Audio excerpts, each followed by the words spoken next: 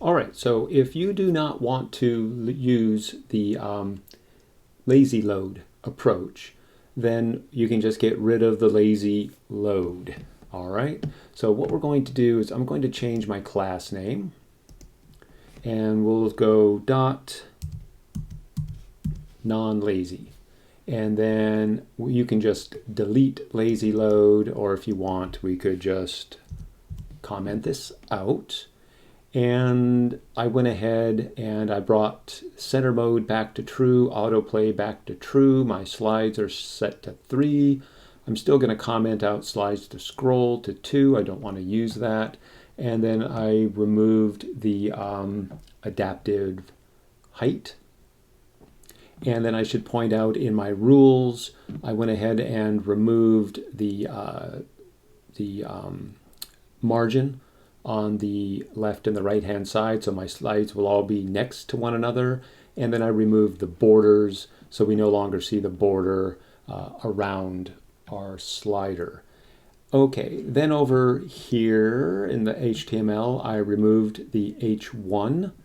And what we need to do next is make sure we update our class. So we need to hook in correctly with our function, which now uses non-lazy. So let's go ahead and type in non-lazy.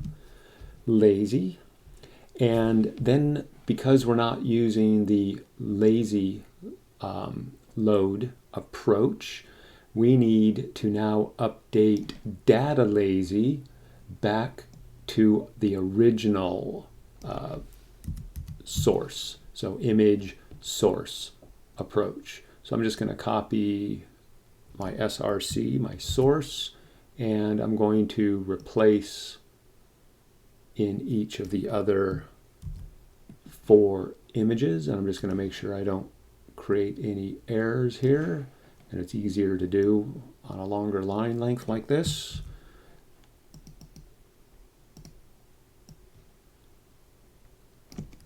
All right, one more. So we get our source, and I believe we have all of them. Let's go ahead and save. And we'll go to our preview and update our preview. And I should just point out that this slide has a white border around it. That's why it looks smaller. It's actually the same size as the others.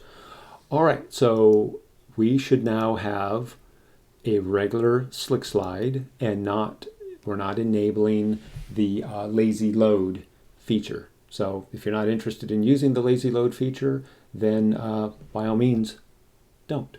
All right, so that's how you convert back to a from a lazy slider to a non-lazy slider.